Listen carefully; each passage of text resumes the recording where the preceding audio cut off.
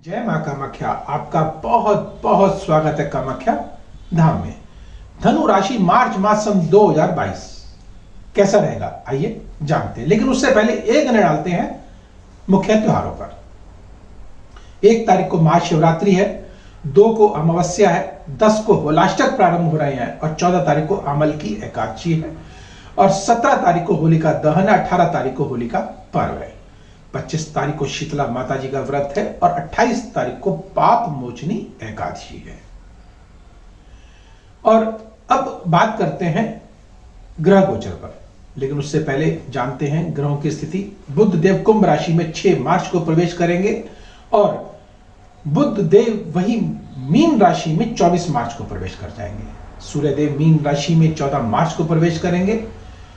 और अब हम बात करते हैं ग्रह गोचर पर, तो मंगल शुक्र बुध और शनि यह द्वितीय भाव पर विराजित हैं और तृतीय भाव पर सूर्य और बृहस्पति देव, द्वादश भाव पर केतु देव बैठे हैं और छठे भाव पर राहु देव विराजित है।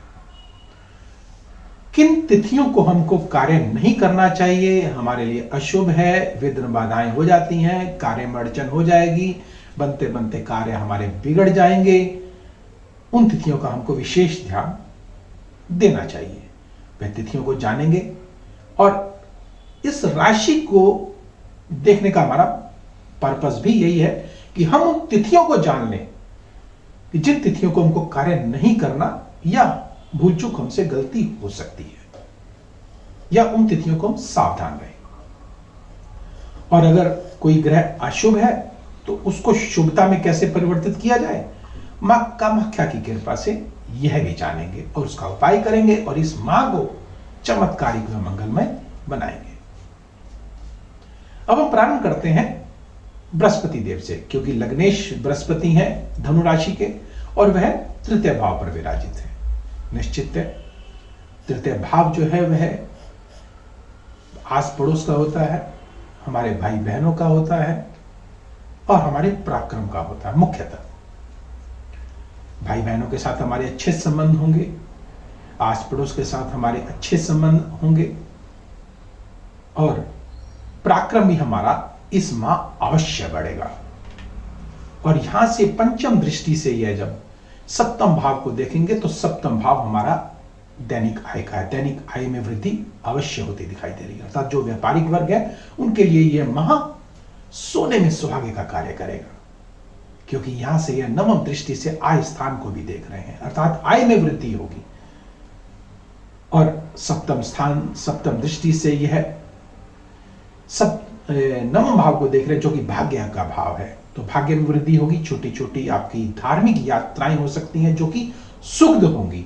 और अगर आपने अगर विदेश जाने का कोई अगर प्लान किया हुआ है तो वह भी सफल होता दिखाई दे रहा है।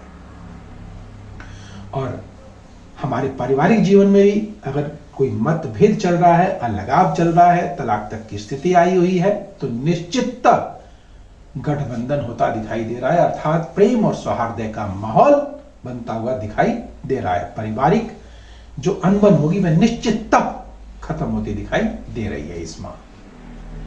अब हम बात करते हैं सूर्यदेव की। सूर्यदेव जो कि भाग्येश और तृतीय भाव पे बैठे, अर्थात पराक्रम द्वारा आपका भाग्य उदय होना, पदोन्नति होना।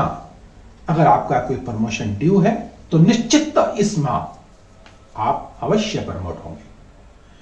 कोई आपने जो है प्रतियोगिता में कोई आपने एग्जाम दिया हुआ है तो वह भी आप सफल हो सकते हैं, अर्थात अच्छा रिजल्ट आपके सामने, आपके मन अनुकूल रिजल्ट आपके सामने आ सकता है।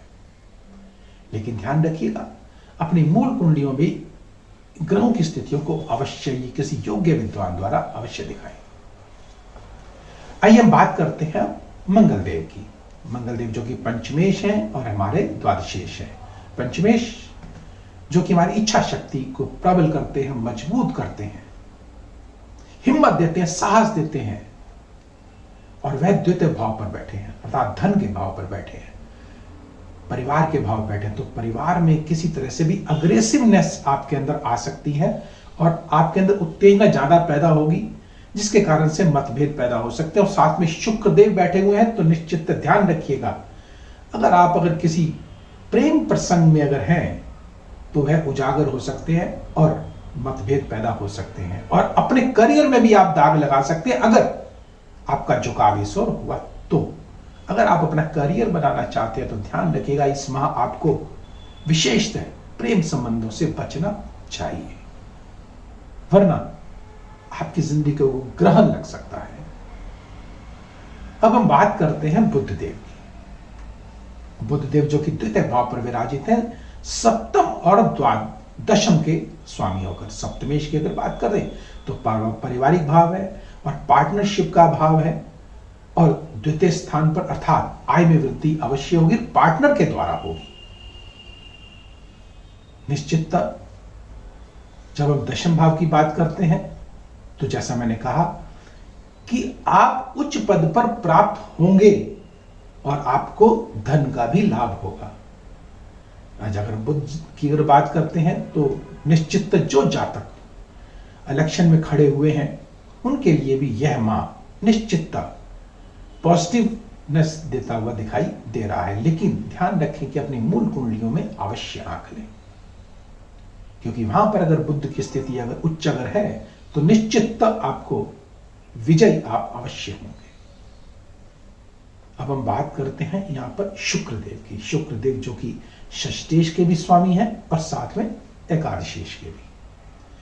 षष्ठेश जो कि रोग का भाव है, ऋण का भाव है, शत्रु का भाव है, धोखे का भाव है, और वह द्वितीय भाव पर विराजित है। जैसा कि मैंने कहा कि प्रेम प्रसंगों में टकराव पैदा हो सकता है, तो सावधान रहे। हाँ, जो जातक सौंदर्य प्रसाधन के कार्यों से जुड़े हैं, फिल्मी जगत से जुड़े हैं, उनके लिए यह माह बहुत ही उत्तम है। निसंदेह थोड़ा सा परेशानी तो अवश्य आ सकती, लेकिन आय में वृद्धि अवश्य होगी, निश्चित होगी। और अगर आपकी मूल कुंडली में अगर शुक्रदेव की स्थिति अगर उच्चतम है तो फिर तो चार चांद आपके जीवन में लगने जा रहे हैं, और कोई नया वाहन, मकान, दुकान या कोई नया कार्य, नई योजनाएं आपकी फलीभूत होती दिखाई दे रही है। अब हम बात करते हैं यहां पर शनिदेव की। शनिदेव जो कि द्वितीय भाव पर विराजित हैं, जो कि धन का भाव है, धन में स्थिरता आएगी, अर्थात आप संचित धन को कर पाएंगे इस माह। अगर खर्च हो जाता है, पैसा टिकता नहीं है, लेकिन इस माह आप धन को जोड़ पाएंगे। अब यहां से तृतीय दृष्टि से शनिदेव चतुर्थ भाव को देख रहे हैं, और चतुर्थ भाव जो कि मन का भाव है, निश्चित एक आलस्य मन में आ सकता है। आलस्य को अवश्य त्याग कर रखें, और ध्यान रखिएगा जैसे मैंने अभी आपको बताया कि धोखा भी आपके साथ होने की संभावना बढ़ रही है। एक तो शनिदेव और दूसरा राहुदेव छठे भाव पे विराजित है, और जब राहुदेव छठे भाव पर विराजित है तो आपके साथ कहीं ना कहीं कोई अज्ञात शत्रु धोखा आपको दे सकता है। आप जान नहीं पाएंगे, समझ नहीं पाएंगे कि ये हमारे साथ क्या हुआ, क्योंकि ये राहु का कार्य है। और राहु जब छठे भाव पे बैठने हैं तो निश्चित हमको रोग देंगे, और रोग भी ऐसा जो कि हम जान नहीं पाएंगे कि रोग कहां से हमको मिला, कैसे मिला, ये क्या हो गया। कई बार हम क्या है एक्सरे करवाते हैं, लेकिन एक्सरे में जो है वो सही आता है, लेकिन रोग हमको होता है, कष्ट हमको होता है, और हम तड़पते हैं कि ये क्या हुआ हमारे साथ। तो ऐसी स्थिति में राहु की स्थिति ऐसी ही होती है, और विशेषतः इस माह धनु राशि वाले जातकों के लिए ऐसा हो सकता है। यहां से राहु देव को अगर हम देखें तो पंचम दृष्टि से यह दशम भाव को देखेंगे, तो जो पद आप प्राप्त करने जा रहे हैं वहां से आप नीचे भी गिर सकते हैं, क्योंकि राहु देव की दृष्टि वहां पड़ रही है, और यह शयन कक्ष पर भी पड़ रही है, तो निश्चित वहां पर भी स्थिति हो सकती है। और राहु देव की नवम दृष्टि भी द्वितीय भाव पर, जैसे मैंने कहा कि प्रेमी युगलों पर गाज ये गिर सकती है, तो सावधान रहें, या कोई हमारा अपना ही जो कोई रहस्य है वह उजागर हो सकता है। आइए हम उन तिथियों को जानते हैं पहले, जिन तिथियों को कार्य हमको नहीं करना। 3, 4, 13, 14, 22, 23 और 31 तारीख भूल कर भी इन तिथियों को कार्य ना करें। अगर करना भी पड़े तो एक छोटा सा उपाय है मां कामाख्या का, उसको करके इस माह को आप मंगलमय बना सकते हैं। वह क्या है, नोट कर लीजिएगा।